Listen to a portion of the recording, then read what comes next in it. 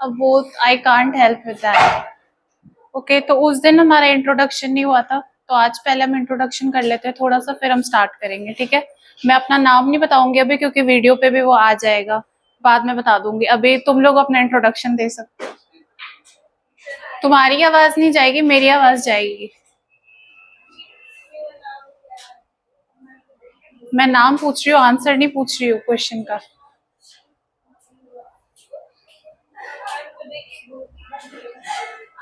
Okay चलो, और बाकी नाम पूछ रही हूँ, आंसर थोड़ी पूछ रही हूँ मैं। नेक्स्ट।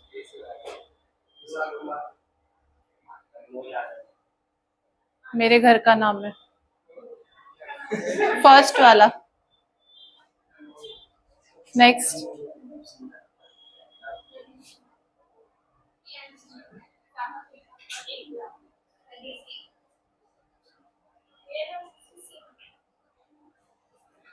ठीक है, और फिर कैसा लग रहा है 11th में आके नया नया? शुरू शुरू में बहुत अच्छा लग रहा होगा कि पता नहीं सीनियर हो जाएंगे, अब पता चल रहा होगा कि क्या है एक्चुअल में सीनियरिटी। ठीक है, तो अब क्लास शुरू करें। लास्ट क्लास में हमने क्या पढ़ा था, कोई शॉर्ट इंट्रोडक्शन में बता सकता है? गलत सही कुछ भी ट्राई।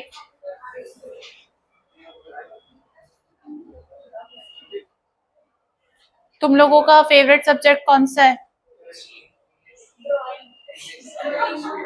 वो तो एक्स्ट्रा में होता है, वो तो जस्ट ऐसे ही परसेंटेज बढ़ाने के लिए है। पीसीएम या पीसीबी में से?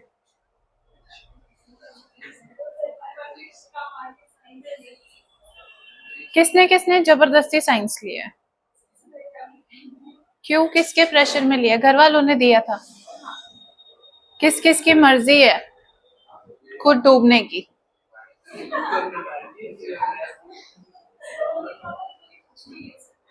देखो, कल को कुछ होगा तो ब्लेम नहीं कर सकते हो किसी को भी। चलो साथ साथ क्वेश्चंस करते हैं कुछ नोमेनक्लेचर पे, साथ साथ ऐसे ही बातें करते।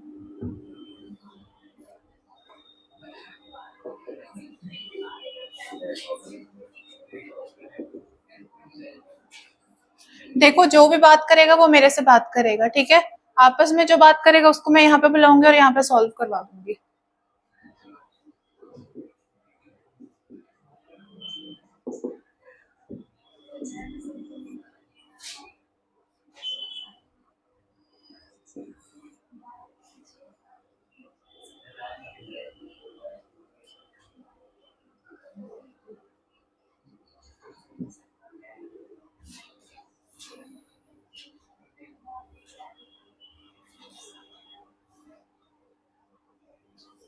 किसकी आवाज आ रही है मुझे अभी भी?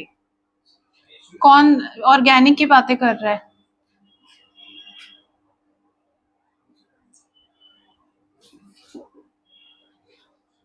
चलो इनका नाम बताओ।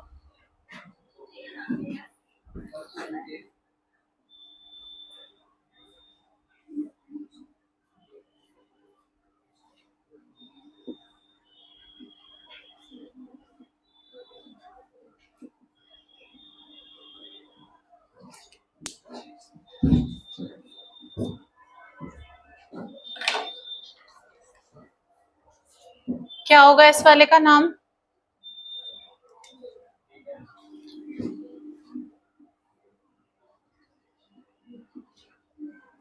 सेकंड वाले का नाम?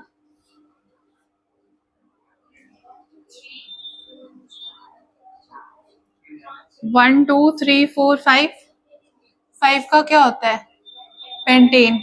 बाकी इस वाले का क्या करोगे? हम जो चेन है, नंबरिंग जब हम करते हैं, इस वाले पे ध्यान देना, ठीक है। हम जो चेन है उसको इस हिसाब से सेट करते हैं कि सबसे लॉन्गेस्ट नंबर हो। अगर सपोज अगर मैं यहां से लेके ये वाली चेन सेलेक्ट करूंगी, ठीक है, कितने नंबर हो जाएंगे? 1 2 3 4 5। और अगर मैं सपोज यहां से चूज करूंगी,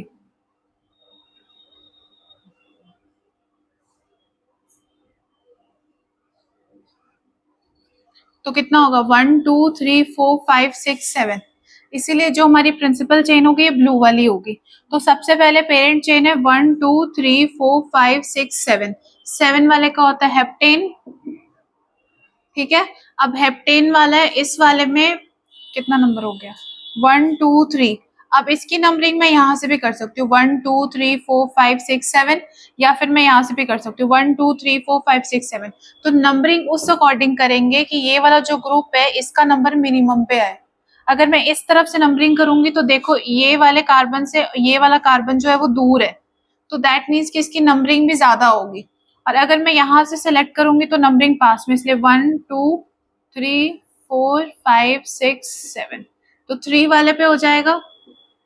अब कौन सा ग्रुप है यहाँ पे 3 वाले पे 1 2, तो दैट मीन्स 3 इथाइल हेप्टेन। समझ गए। अब देखो यहाँ पे 1 2 3 4 5 6 6 है, तो इसको मैं लिख दूंगी हेक्सेन। अब मैंने एक चीज बोली थी कि जहां पे भी सपोज यहाँ पे हेक्सेन हो गया, ये वाला जो है OH ग्रुप, इसको हम क्या बोलते हैं अल्कोहल ग्रुप है, दैट मीन्स OL लगेगा इसमें सफिक्स। तो अब OL अगर मैं लगा दूंगी यहाँ पे, मतलब आयुपैक का ये रूल है कि दो वॉवेल्स एक साथ नहीं हो सकते, इसीलिए मैं यहाँ से ई को रब कर दूंगी, हेक्सेनॉल हो जाएगा। अब देखो ये जो हेक्सेन है ये सिंपल इस फॉर्म में नहीं है, इस फॉर्म को मतलब ओपन फॉर्म को हम कहते हैं एलिफेटिक फॉर्म। क्लोज फॉर्म को जो इस तरीके से होता है इस वाले को हम कहते हैं साइक्लिक फॉर्म या फिर रिंग फॉर्म। तो अब देखो साइक्लिक में है तो इसीलिए इसका नाम हो जाएगा साइक्लोहेक्सेनॉल। इस वाले में देखो सिंपल है ये, इस वाले ग्रुप को हम कहते हैं क्लोरो। तो अब देखो नंबरिंग क्या करेंगे 1 2 3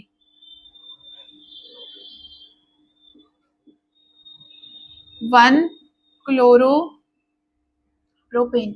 अब एक चीज याद रखना, कोई भी ग्रुप है अगर वो नंबर 1 पे है तो अगर मैं 1 क्लोरो लिखूं या फिर ऐसा क्लोरोप्रोपेन भी लिखूंगी तो सही आंसर होगा, ठीक है। अगर 1 से ज्यादा सपोज 2 वाले पे मैं Cl ग्रुप लगा दूंगी, तब मेंशन नहीं करोगे 2 क्लोरो तो गलत हो जाएगा। बट अगर 1 पे है तो अगर करो भी नहीं भी करोगे तो कोई प्रॉब्लम नहीं है। इस वाले पे देखो 1 2 3 इस टाइप से भी मैं नेमिंग कर सकती हूँ और इस टाइप से भी मैं नेमिंग कर सकती हूँ। तो अब मैं नेमिंग किस तरफ से करूंगी, जो फंक्शनल ग्रुप है वो हमेशा फर्स्ट में आना चाहिए, ठीक है। तो क्या हो गया ये प्रोपेन, इसका सफिक्स होता है प्रोपेनोइक एसिड। समझ गए। डाउट है किसी को, है तो पूछो।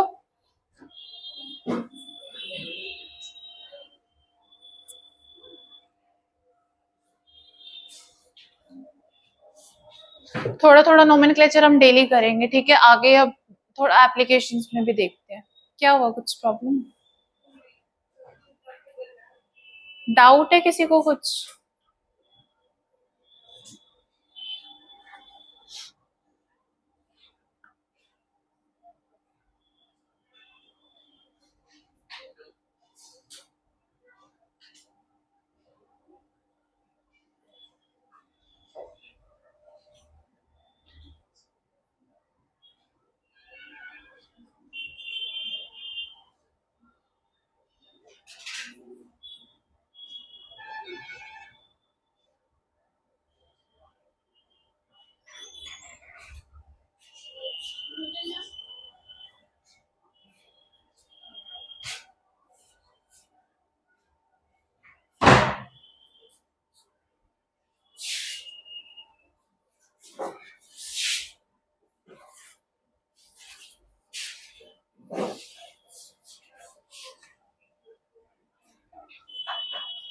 हो गया।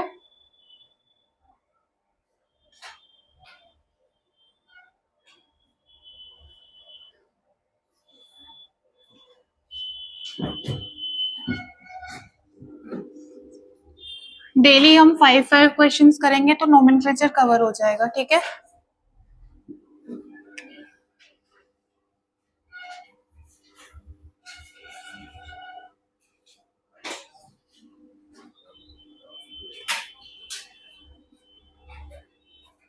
हो गया उधर वाला।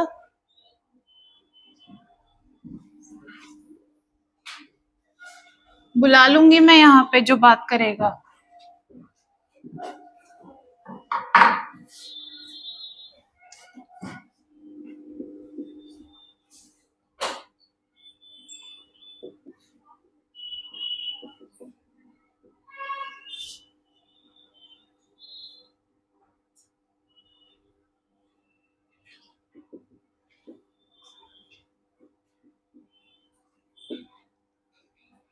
अब देखो उस दिन मैंने बताया था कि ओवरलैपिंग ऑफ ऑर्बिटल्स जो होते हैं, सपोज कार्बन है, इसका कार्बन का एटॉमिक नंबर क्या होता है? 6 होता है। तो अभी अर्ली क्लासेस में तुम लोगों ने सीखा होगा 2 होते हैं और 4 होता है, इस टाइप से हम फिलिंग कर देते हैं, ठीक है। बट अब जब तुम 11th में आ गए तो इसमें एक्चुअल में हम ऑर्बिटल्स के अंदर जाएंगे। ऑर्बिटल एक्चुअली में क्या होता है? सपोज कि अगर मैं पटना में लैंड हुई हूँ, ठीक है, एयरप्लेन से, तो ऊपर में क्या होता है? सबसे पहले पूरा पटना नजर आएगा, फिर जैसे हम लैंड करेंगे तो एक कॉलोनी नजर आएगी, एरिया प्रॉपर एक नजर आएगा, फिर एरिया के अंदर घर आएगा, घर के अंदर रूम्स आएंगे, मतलब ऐसे जैसे जैसे हम अंदर जाते जाएंगे वो सब लेवल पे डिवाइड होता चला जाएगा। वैसे ही एटम्स में क्या होता है? अगर सपोज मैं इस पूरे बोर्ड को देखूंगी तो एक मुझे बड़ा सा बोर्ड दिख रहा है। अब बोर्ड के अंदर जब मैं जंप करूंगी तो छोटे छोटे पार्टिकल्स होंगे जिससे ये बोर्ड बना होगा, जो कि बहुत क्लोजली अटैच्ड होंगे। और इसमें ये जो छोटे छोटे पार्टिकल्स है, सपोज मॉलिक्यूल्स है, अब मैं मॉलिक्यूल्स के अंदर चली जाऊंगी तो क्या होगा? छोटे छोटे एटम्स होंगे जिससे ये मॉलिक्यूल्स बने होंगे। एटम को फिर मैं अंदर से जाके देखूंगी तो क्या होगा? शेल्स में डिवाइड हो जाएंगे जिसमें हम इलेक्ट्रॉन फिल करते हैं। अब शेल्स के अंदर जाऊंगी तो सब शेल्स होते हैं, ठीक है। सब शेल्स के अंदर भी जाओगे तो वो भी डिस्कवरी चल रही है, ठीक है। जैसे कि न्यूक्लियस है, उसके अंदर क्वार्क्स होते हैं, बहुत कुछ होता है, क्वांटम केमिस्ट्री होती है, वो मतलब that is not your part. हमारा मेन फोकस क्या है कि यहाँ पे देखो, अभी तक तुमने पढ़ा कि शेल्स में फिलिंग जो होती है वो ऐसे होता है, 2 और 4 में होती है, ठीक है। एक्चुअल में इसमें अब हम अंदर जाएंगे तो 1s2, 2s2, 2p2, ठीक है। टोटल 6 इलेक्ट्रॉन्स हमने फिल करने होते हैं, 2 2 2। एस वाले ऑर्बिटल में यहाँ पे हम टोटल 2 इलेक्ट्रॉन्स फिल कर सकते हैं। इसकी कैपेसिटी होती है, 2 रूम्स होते हैं, मतलब एक बॉक्स होता है यहाँ पे, इसमें हम 2 इलेक्ट्रॉन्स को फिल कर सकते हैं। पढ़ा है फिजिकल में? पढ़ लिया अब तक? सेम एस ऑर्बिटल है, सेम इसका भी ऐसे ही रेप्लिका होगा। पी वाले का क्या होता है? 3 रूम्स होते हैं। इस वाले में टोटल हम कितने इलेक्ट्रॉन्स फिल कर सकते हैं? 6। तो अब देखो यहाँ पे हमने फिल कर दिया 1 और 1 ऐसा।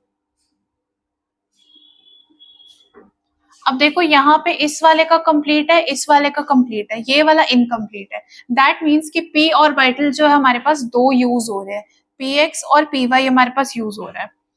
तो अब हम क्या करेंगे? यहाँ पे मैंने उस दिन भी बताया था कि इस वाले को अगर मैं इसकी पी ऑर्बिटल की ओवरलैपिंग करवा देती हूँ इस तरीके से, तो यहाँ पे जो एरिया होगा इस वाले ओवरलैपिंग के वजह से जो एरिया होगा, इस वाले को हम कह देते हैं सिग्मा बॉन्ड।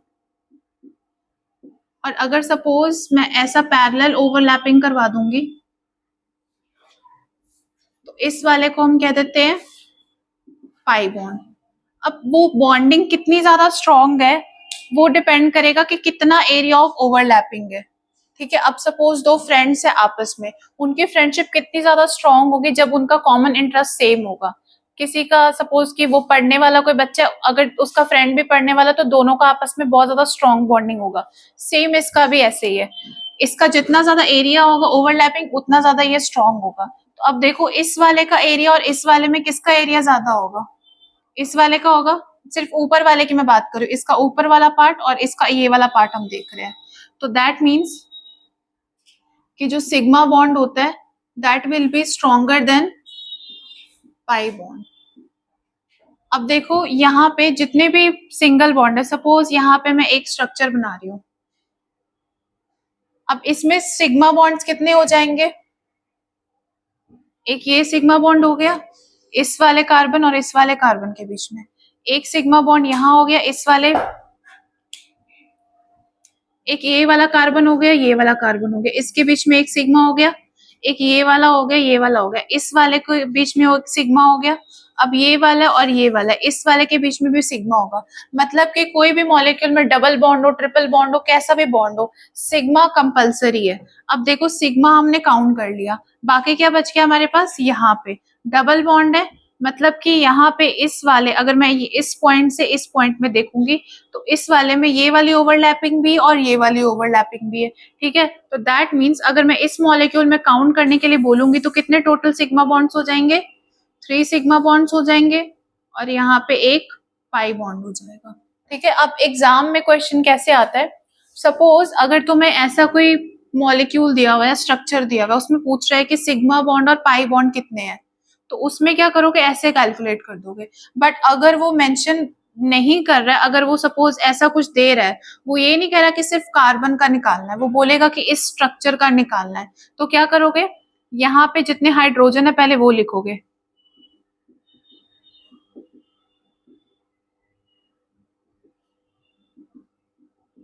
मतलब हर एक कार्बन की टेट्रावेलेंसी फुलफिल होनी चाहिए, मतलब कि कार्बन के 4 बॉन्ड होने चाहिए। यहाँ पे कार्बन कार्बन का 2 बॉन्ड है, तो इस वाले कार्बन के पास 3 वैलेंसी खाली, जिसको कि हम हाइड्रोजन से एडजस्ट करेंगे। तो अगर क्वेश्चन में स्पेसिफिकली मेंशन नहीं है कि सिर्फ स्ट्रक्चर का निकालना है, तो हाइड्रोजन पहले लिखोगे। फिर अब देखो, कार्बन और हाइड्रोजन का भी एक सिग्मा बॉन्ड है, इस वाले का भी है, इस वाले का भी, तो उस केस में जो सिग्मा बॉन्ड्स है वो इंक्रीज हो जाएंगे उस अकॉर्डिंग। तो क्वेश्चन में ध्यान से देखोगे कि वो पूछ क्या रहा है, हेडलाइन देखोगे, तो अब उस हिसाब से करोगे, ठीक है। ये समझ में आ गया, किसी को लिखना है तो लिख लो। अभी हम इसके ऊपर क्वेश्चंस करेंगे।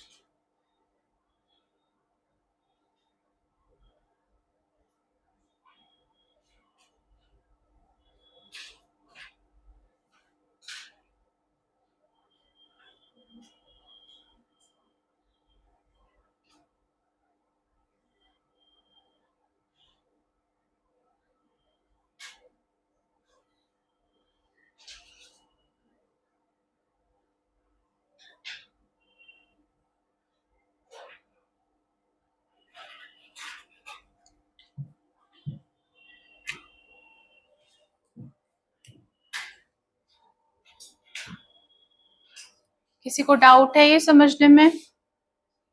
बेसिक से, अभी बेसिक से क्लियर रखना है एक एक चीज।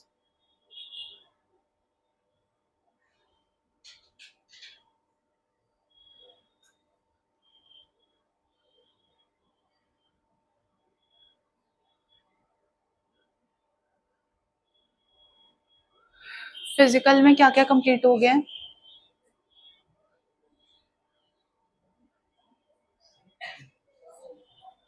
चैप्टर का नाम ही पूछ रही हूँ।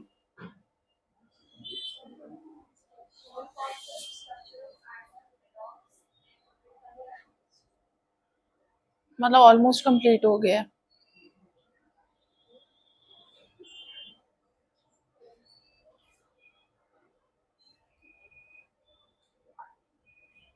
हो गया।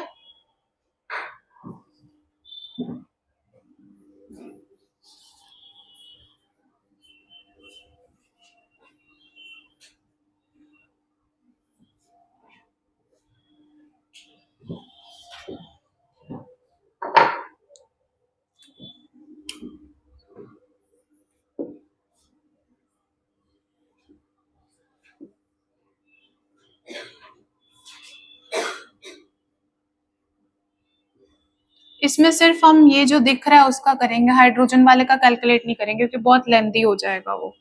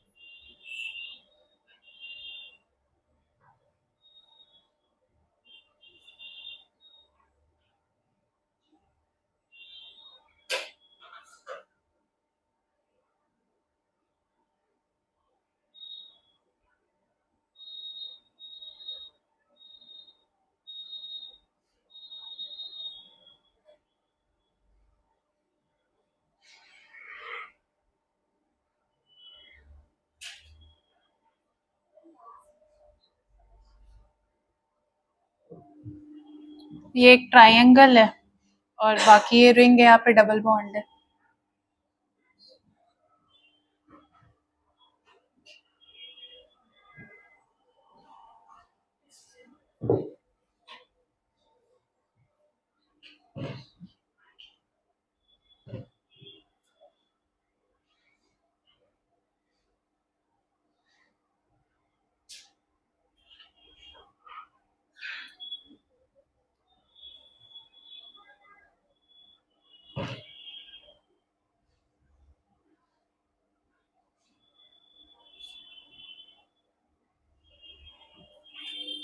अब देखो यहाँ पे एक सिग्मा यहाँ पे हो गया,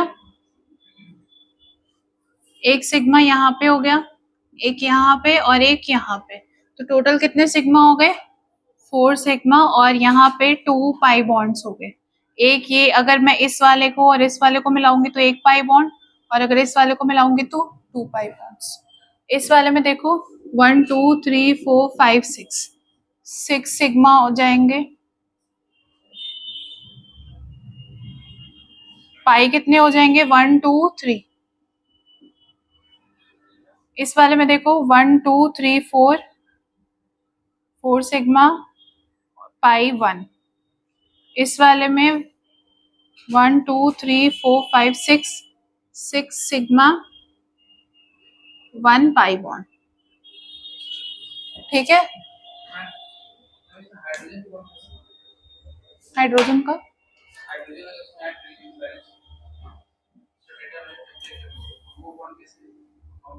यहाँ पे सपोज इस वाले में देखो, जैसे इस वाले कार्बन का है, यहाँ पे इसके 3 बॉन्ड्स है 1 2 3, एक बॉन्ड अभी भी इसका खाली है, तो यहाँ पे हाइड्रोजन बना देना, यहाँ पे भी हाइड्रोजन, यहाँ पे भी हाइड्रोजन, यहाँ पे भी हाइड्रोजन, हाइड्रोजन हाइड्रोजन। तो अब अगर मैं टोटल सिग्मा काउंट करूंगी तो 1 2 3 4 5 6 एक्स्ट्रा हो जाएंगे, मतलब टोटल इसके पास 12 सिग्मा बॉन्ड्स हो जाएंगे। यही है, बट मैंने बोला था कि जो स्ट्रक्चर दिख रहा है बस उसका करो, क्योंकि बहुत लेंथी हो जाएगा हाइड्रोजन का। जनरली वो एग्जाम में नहीं पूछा जाता है, बट अगर इनकेस पूछा गया तो हेडलाइन को देख लेना कि वो क्या पूछ रहा है।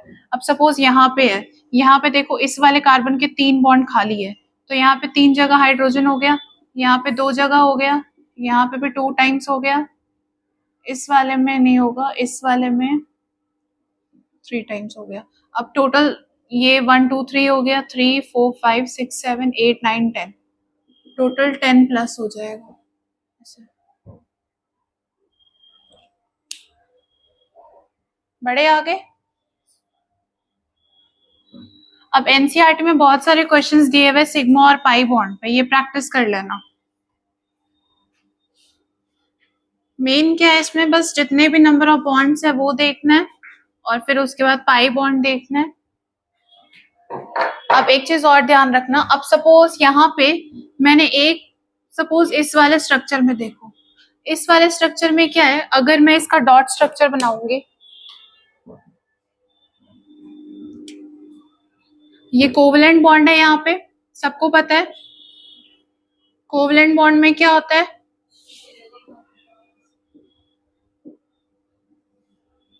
शेयरिंग ऑफ इलेक्ट्रॉन्स होते हैं। अब देखो इसका अगर मैं करूंगी, दैट मीन्स कि यहाँ पे एक इलेक्ट्रॉन और एक इलेक्ट्रॉन की शेयरिंग हो रही है, यहाँ पे इस वाले के साथ इस वाले की शेयरिंग हो रही है, और यहाँ पे इस वाले के इस वाले के साथ है।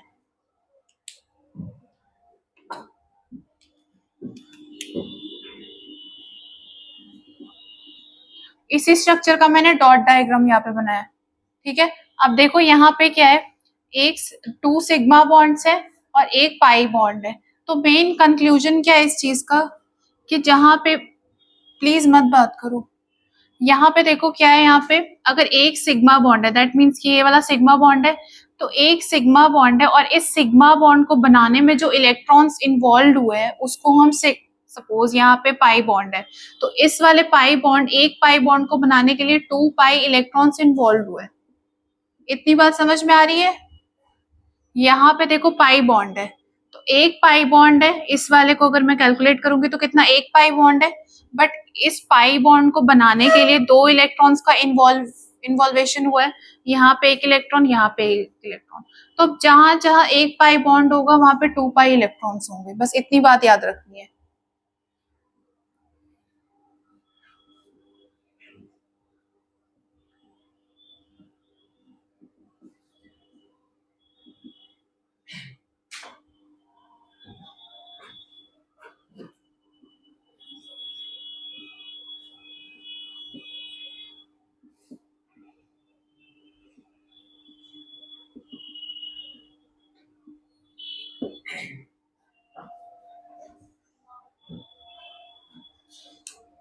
क्या हुआ? लिख लो इसको।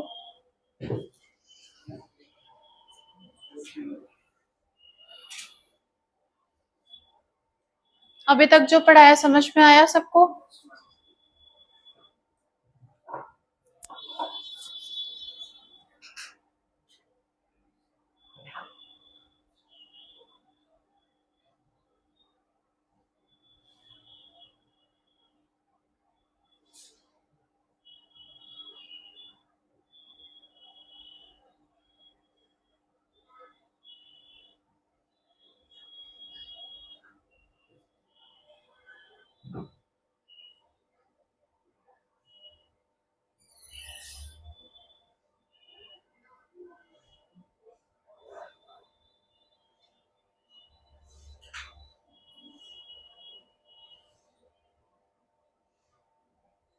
इसके बाद कौन सी क्लास है?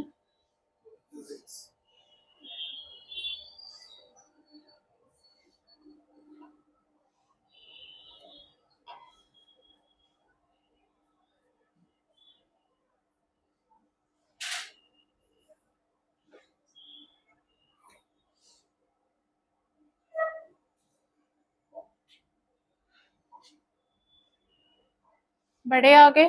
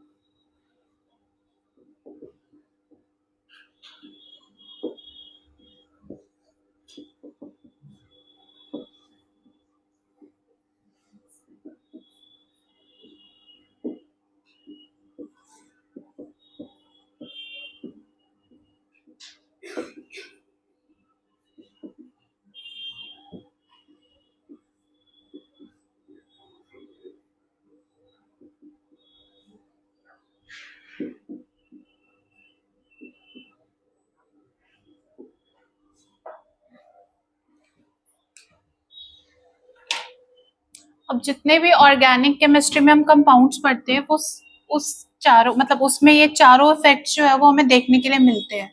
ठीक है, तुम पहली बार इसका नाम देख लोगे, नाम पे नहीं जाना, बस इस पे धीरे धीरे करके पढ़ेंगे, कॉन्सेप्ट पढ़ाएंगे। बहुत इजी है, सबके सभी बहुत इजी है, ध्यान दे के पढ़ोगे सब कुछ समझ में आ जाएगा। ठीक है, पहला वाला इंडक्टिव इफेक्ट, दूसरा इलेक्ट्रोमेरिक, तीसरा हाइपर कॉन्जुगेशन, फोर्थ वाला मेसोमेरिक। आज हम सिर्फ इंडक्टिव इफेक्ट पढ़ेंगे। ठीक है, ये एक बार लिख लो।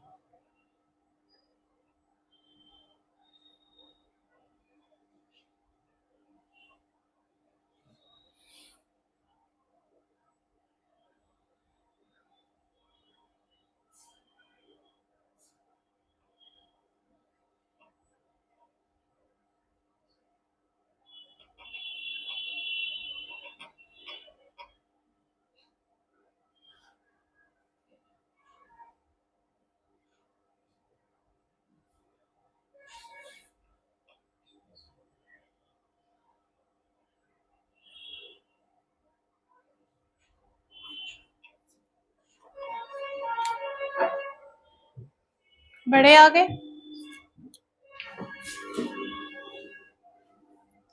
अब देखो धीरे धीरे आराम आराम से समझोगे, जिस स्टेप पे नहीं समझ में आएगा तुरंत पूछोगे, क्योंकि ये बेसिक्स है। बेसिक्स क्लियर नहीं होगा फिर बाद में प्रॉब्लम होगी। 12th में जाओगे तो कोई भी मॉलिक्यूल होगा उसमें सिंपली तुम्हें ये बताया जाएगा कि इंडक्टिव इफेक्ट है, कैसे है ये तुम्हें खुद पता करना पड़ेगा, इसीलिए बेसिक्स क्लियर होने बहुत जरूरी है। अब देखो सबसे पहले हम पीरियोडिक टेबल में देखेंगे, तो जो हमारे पास 17 नंबर ग्रुप है, मतलब यहाँ पे जब लास्ट एंड होता है, जब हम यहाँ से स्टार्ट करते हैं 1 2 3 4 5 6 7 8 9 10, तो 17 नंबर ग्रुप होता है। 18 वाले में नोबल गैसेस होते हैं,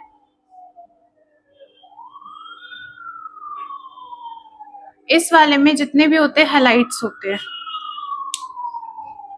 देखा है ना पीरियोडिक टेबल। हैलाइड्स मतलब यहाँ पे स्टार्ट होता है फ्लोरीन, फिर क्लोरीन, फिर ब्रोमीन और आयोडीन होता है। इन चारों का हमें काम है। अब देखो जैसे ही हम डाउन द ग्रुप जाते हैं,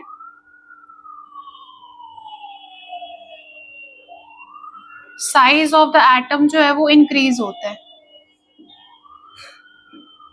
जैसे ही हम डाउन द ग्रुप जाएंगे, हम ये जो वर्टिकल कॉलम्स होते हैं उसको हम ग्रुप्स बोलते हैं, और जो हॉरिजॉन्टल होता है रोज होते हैं उसको हम रोज बोलते हैं, मतलब हॉरिजॉन्टली जब हम पीरियोडिक टेबल में मूव करते हैं। तो यहाँ पे मैं ग्रुप की बात कर रही हूँ। अब ग्रुप में क्या होता है, इस वाले के पास भी लास्ट में 7 इलेक्ट्रॉन्स होंगे, इस वाले के भी 7 होंगे, इस वाले के भी 7 होंगे, इस वाले के भी 7 होंगे। तो सबकी टेंडेंसी क्या है कि सारे एक एक इलेक्ट्रॉन एक्सेप्ट करेंगे, और क्या बन जाएगा ये F minus, Cl minus, Br minus, I minus. मतलब सबकी टेंडेंसी है कि एक एक इलेक्ट्रॉन एक्सेप्ट करने की। जितने भी कोई भी, सपोज मैं इस वाले ग्रुप की बात कर लो, नोबल गैसेस वाले, इस वाले में क्या होता है, सबका ऑक्टेट कंप्लीट होगा, मतलब लास्ट शेल में सारे के, मतलब किसी को भी नीड नहीं है ना तो इलेक्ट्रॉन्स एक्सेप्ट करने की ना ही डोनेट करने की, इसीलिए हम इसको क्या बोलते हैं, नोबल गैसेस। मेनली अब हम इंडक्टिव इफेक्ट में क्या फोकस करेंगे, इस वाले ग्रुप में, 17 नंबर वाले ग्रुप में। तो अब देखो जैसे ही हम नीचे जाते हैं तो साइज इंक्रीज होता है। तो और जो आयनाइजेशन इंथैल्पी या फिर इलेक्ट्रॉन एफिनिटी होती है, पढ़ा है कभी पीरियोडिक टेबल, पढ़ा है ये सब टर्म्स की नहीं पढ़े कि नहीं, फिर मैं बताऊंगी। अब देखो सिंपल लैंग्वेज में अगर मैं इलेक्ट्रॉन एफिनिटी की बात करूंगी, एफिनिटी का क्या मतलब होता है कि उसकी कैपेसिटी कितनी है इलेक्ट्रॉन्स लेने की।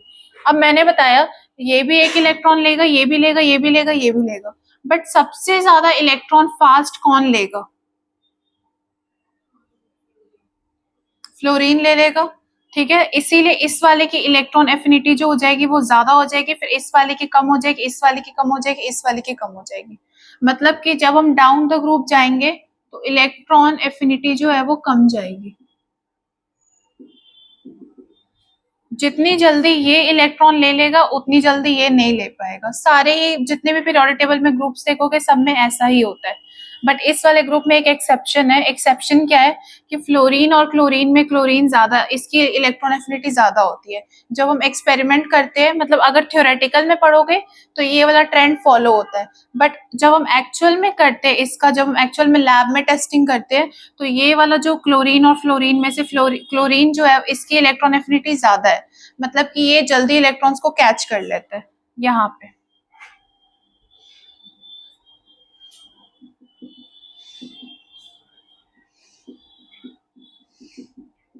EF का मतलब, सॉरी EA का मतलब हो जाएगा इलेक्ट्रॉन एफिनिटी। ये समझ में आ गया। और पूरे पीरियोडिक टेबल में जो फ्लोरीन होता है सबसे ज्यादा इलेक्ट्रोनेगेटिव एटम होता है। ठीक है, अब देखो हमारा ऑर्गेनिक में इसमें कैसे एप्लीकेशन है। सपोज यहाँ पे मैं कोई चेन बना रही हूँ,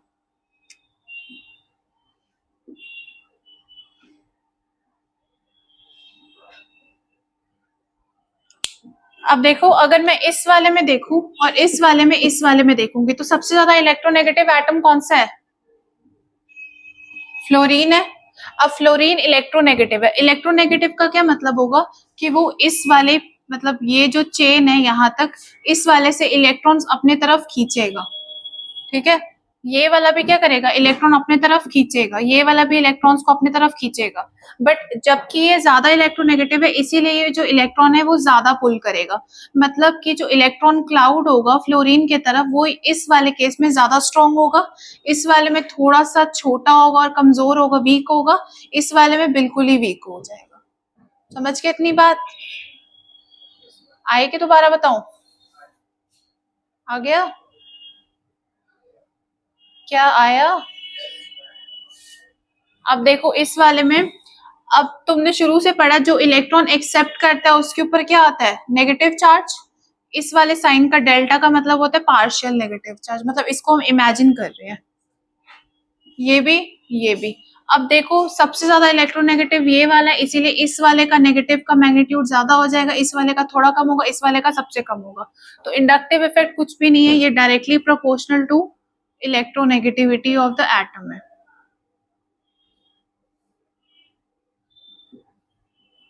एक मिनट, पहले ये लिख लो, ये वाला लिख लो, फिर आगे बढ़ेंगे।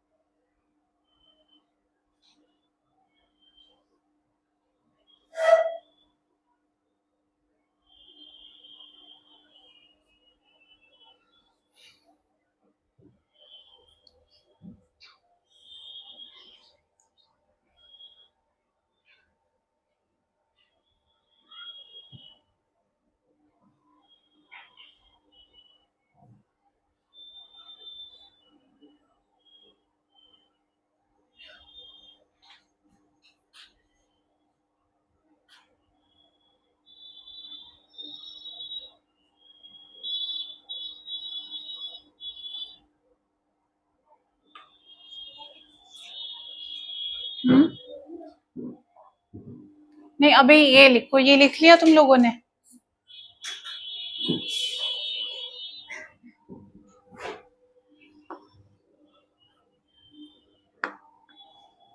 अब देखो ध्यान से समझोगे एक एक पॉइंट पे, क्योंकि अभी ये बहुत सिंपल मॉलिक्यूल्स है देखने में, मतलब ये सबसे बेसिक है।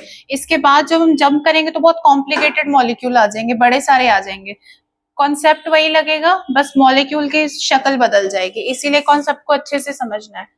अब देखो यहाँ पे क्या है कि ये वाली जो चेन है एल्काइल ग्रुप, मतलब जो हाइड्रोकार्बन्स है वो अपने इलेक्ट्रॉन्स को डोनेट कर रहे हैं। तो अगर वो अपने इलेक्ट्रॉन्स को डोनेट करेंगे तो दैट मीन्स वहां पे हमारे पास लग जाएगा माइनस आई इफेक्ट। ठीक है, अगर सपोज यहाँ पे मैं nature of the group change कर दूंगी, CH3 ग्रुप कर दूंगी, मतलब अगर सपोज यहाँ पे कोई इलेक्ट्रोनेगेटिव एटम लगा है,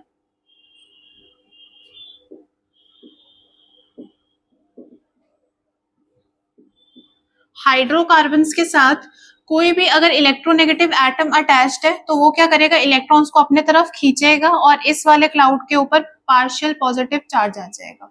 ठीक है, इस वाले को हम कह देंगे माइनस आई इफेक्ट। नेक्स्ट क्या होता है, प्लस आई इफेक्ट। आई का मतलब इंडक्टिव, और इस वाले में क्या होगा, कोई भी एल्काइल ग्रुप अगर मैं अटैच कर दूंगी तो दैट मीन्स कि उस वाले में क्या होगा। अब सपोज यहाँ पे मैं CH3 अटैच कर दूंगी, ये वाला ग्रुप, इस वाले के जगह पे मैं CH3 अटैच कर दूंगी। अब इस वाले की टेंडेंसी क्या होगी, ये इलेक्ट्रॉन्स को डोनेट कर देगा एल्काइल वाली चेन को, उल्टा हो जाएगा। पहले ये क्या कर रहा था, ये वाली जो चेन है इलेक्ट्रॉन्स डोनेट कर रही थी, अब ये इलेक्ट्रॉन्स को एक्सेप्ट कर रहा है।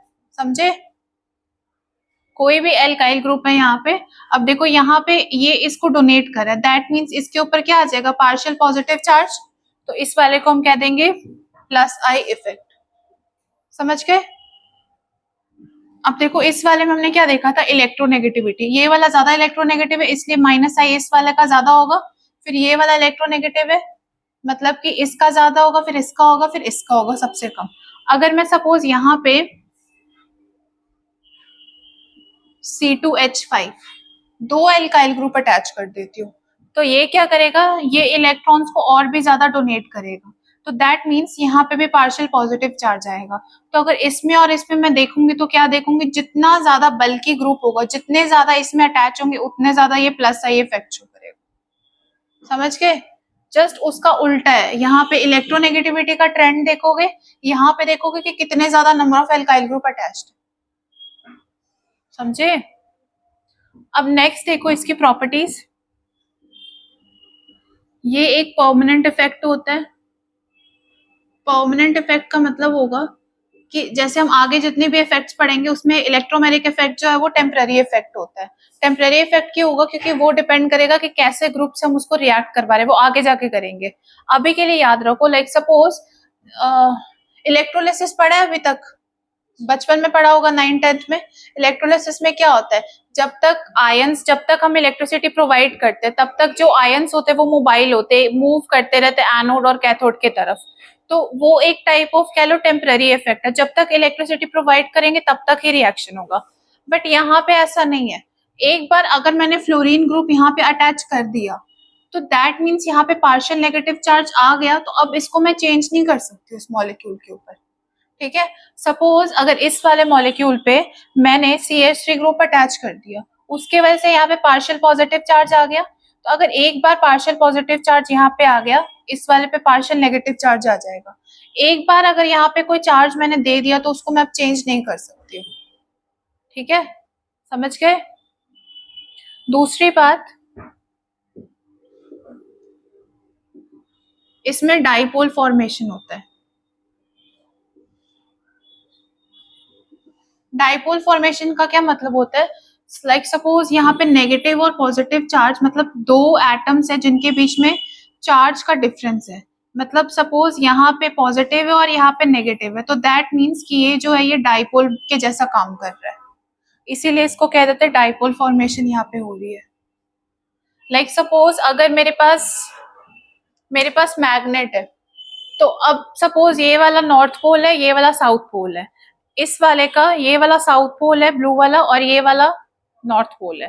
ठीक है? इस दोनों को मैं अट्रैक्ट करवा दूंगी। सपोज नॉर्थ वाले को मैं पॉजिटिव ले रही हूँ और साउथ वाले को नेगेटिव ले रही हूँ, तो जब ये दोनों आपस में ऐसा अट्रैक्ट हो रहा है तो इस वाले को हम कहते हैं डाइपोल फॉर्म हो रहा है मैग्नेट में। अगर चार्जेस में हो रहा है तो हम इसको इलेक्ट्रॉनिक कह देते हैं, क्योंकि इलेक्ट्रिसिटी मतलब यहाँ पे चार्जेस का डिफरेंस आ रहा है। तो इसीलिए यहाँ पे जो है इस वाले को हम कहते हैं dipole formation has taken place, और ये जो इफेक्ट होता है वो परमानेंट इफेक्ट होता है। एक बार अगर कोई एटम अटैच कर दूंगी यहाँ पे, नेगेटिव चार्ज आ जाएगा तो वो नेगेटिव ही रहेगा। अंडरस्टूड?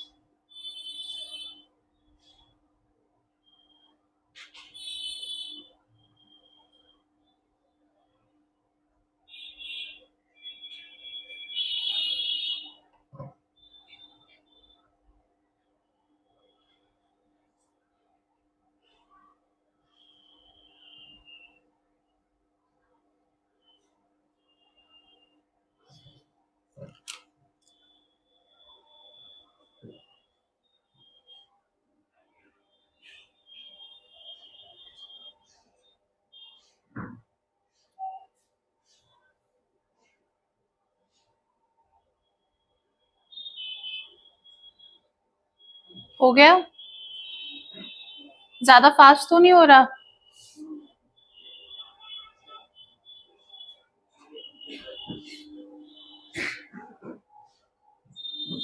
ये हो गया।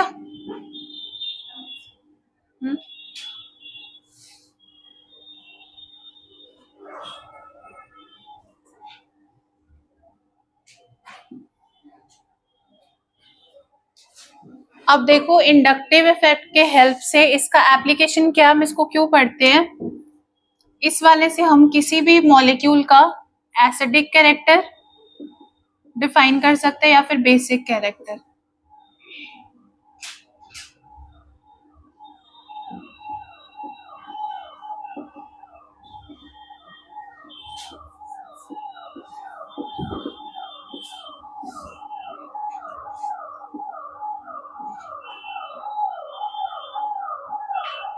उधर वाला हो गया।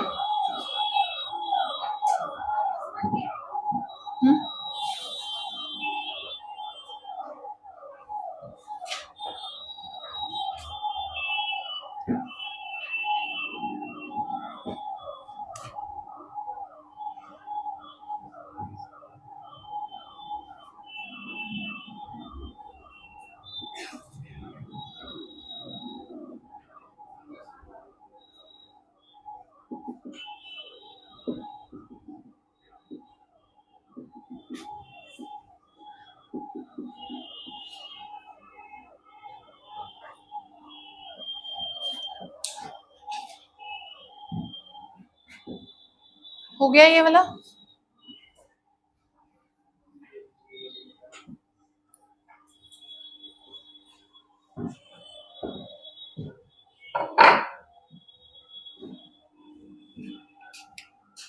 अब देखो जो हम एसिडिक कैरेक्टर में पढ़ेंगे वही सेम बेसिक कैरेक्टर का होगा। मतलब सपोज अगर मैंने तुम्हें दो कोई चीजें दी, दो कोई कंपाउंड्स दिया, तो अगर तुम्हें एसिडिक समझ में आ जाएगा ना, बेसिक भी समझ में आ जाएगा। जो एसिडिक है उसका जस्ट उल्टा बेसिक है। सपोज मैंने तुम्हें दो ऑप्शंस दिए 1 और 2, मैं पूछूंगी इसमें से दोनों में से एसिडिक कौन सा है। Suppose 1 is more acidic then 2। अगर मैं सपोज एक और क्वेश्चन है सेम, मैं तुम्हें बोलूंगी 1 और 2 में से बेसिक कौन सा है, तो अगर इस वाले में इन दोनों में ये ज्यादा एसिडिक है दैट मीन्स कि ये लेस बेसिक है, तो इसका बेसिक कैरेक्टर जस्ट उल्टा हो जाएगा। मतलब आपस में जस्ट उल्टा रिलेशन है इसका। तो अगर तुम्हें एसिडिक समझ में आ जाएगा, बेसिक अगर नहीं वैसे तो समझना है, बट अगर इन केस अगर एग्जाम में नहीं याद रहा तो एसिडिक कैरेक्टर देख लोगे। एसिडिक कैरेक्टर का जो ट्रेंड होगा जस्ट उल्टा उसका बेसिक कैरेक्टर हो जाएगा। ठीक है। अब देखो मैग्नीट्यूड का क्या मतलब होता है।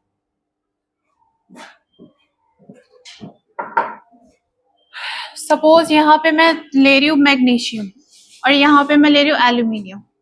अब देखो मैग्नीशियम के ऊपर कितना चार्ज होता है, +2। एल्यूमिनियम के ऊपर होता है +3। तो अब देखो मैंने यहाँ पे बोला डिपेंड्स अपॉन द मैग्नीट्यूड और इंटेंसिटी ऑफ पॉजिटिव चार्ज। दोनों पॉजिटिव पॉजिटिव है, मैग्नीट्यूड किसका ज्यादा है, एल्यूमिनियम का, तो दैट मीन्स ये वाला ज्यादा एसिडिक हो जाएगा। अब इसी को मैं कंपाउंड के फॉर्म में लिख दूंगी। सपोज MgCl2 और AlCl3। अब इन दोनों में मुझे एसिडिक देखना है कौन सा कंपाउंड है। Al के ऊपर 3+ है, Mg के ऊपर 2+ है, ये हो जाएगा। ठीक है। नेक्स्ट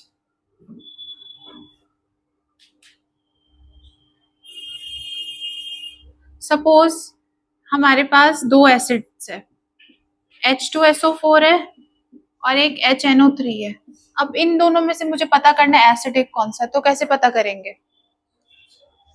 रिडॉक्स रिएक्शन पढ़ा है, ऑक्सीडेशन नंबर निकालना आता है।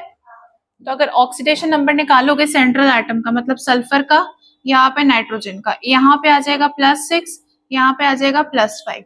अब देखो मैग्नीट्यूड किसका ज्यादा है, 6 वाले का, तो दैट मीन्स इसका एसिडिक कैरेक्टर ज्यादा हो जाएगा। ये वाला ज्यादा एसिडिक हो जाएगा, ये वाला कम एसिडिक हो जाएगा।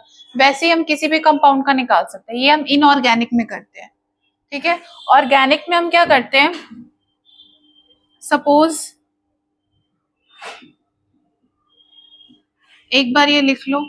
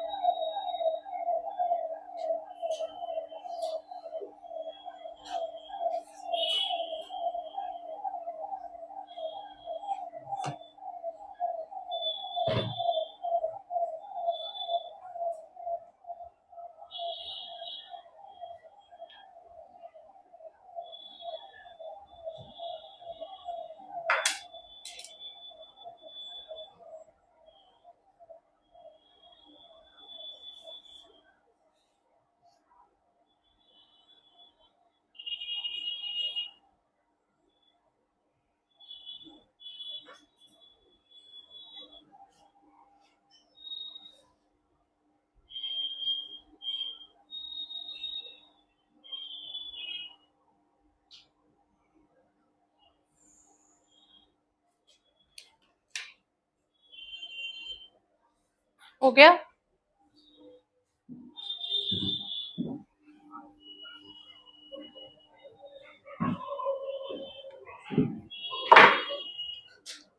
अब देखो ऑर्गेनिक वाले में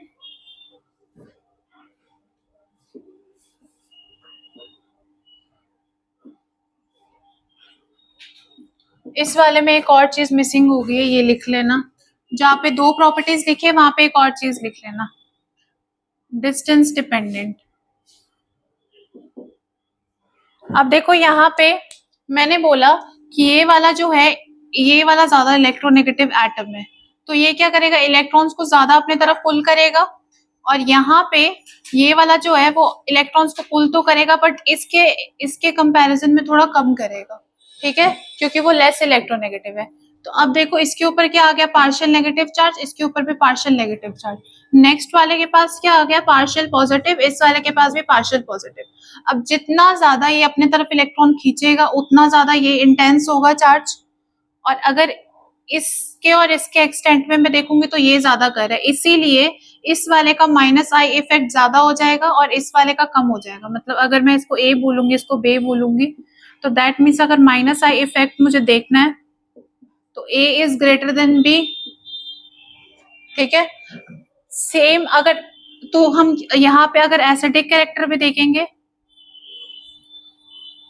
उसका ट्रेंड भी क्या हो जाएगा, A will be greater than B. मतलब अगर मुझे देखना है ये वाला ज्यादा एसिडिक है, ये वाला ज्यादा एसिडिक है, तो मुझे जो ग्रुप अटैच्ड है उसकी इलेक्ट्रोनेगेटिविटी का ट्रेंड देखना है। इन दोनों में से ये ज्यादा इलेक्ट्रोनेगेटिव है, इसीलिए ये वाला जो कंपाउंड होगा वो ज्यादा एसिडिक हो जाएगा, ये वाला कम हो जाएगा। समझ गए? आया समझ में?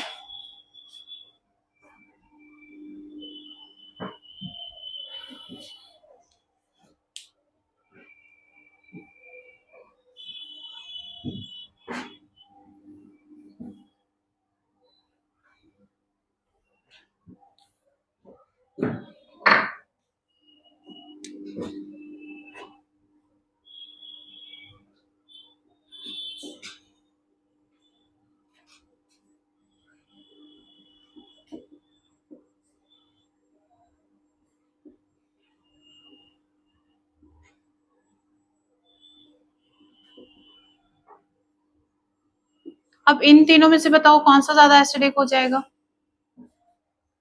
मैंने बोला अभी यहाँ पे देखो डिस्टेंस डिपेंडेंट है। अब ये वाला जो होता है ग्रुप, इसको मैं कहती हूँ हमेशा कार्बोक्सिलिक एसिड ग्रुप, ठीक है। तो ये ऑलरेडी एसिडिक है, इस ग्रुप के अटैच होने की वजह से इसका एसिडिक कैरेक्टर और ज्यादा इंक्रीज हो रहा है, क्योंकि ये जो है वो इलेक्ट्रॉन्स को अपने तरफ पुल कर रहा है। अब मैंने बोला डिस्टेंस डिपेंडेंट है, तो अगर मुझे इस वाले का ट्रेंड देखना होगा तो मैं इस वाले ग्रुप से इसका डिस्टेंस देखूंगी। तो अब देखो इस वाले ग्रुप से ये वाला पास में है, अगर मैं इस वाले में देखूंगी थोड़ा दूर है, इस वाले में बहुत ज्यादा दूर है, तो जितना ज्यादा दूर होगा उतना कम इसका एसिडिक कैरेक्टर हो जाएगा। दैट मीन्स यहाँ पे A will be greater than B will be greater than C. समझ गए? 2 चीजें याद रखनी है, इलेक्ट्रोनेगेटिविटी वाला देखना है, सेकंड डिस्टेंस देखना है, ठीक है। नेक्स्ट क्लास में हम एल्काइल ग्रुप के साथ करेंगे, अभी ये इतना रहना है। तो एक बार रिवाइज करके आना, जिसको नहीं समझ में आएगा पूछ लेना। कैमरा ऑफ कर दो।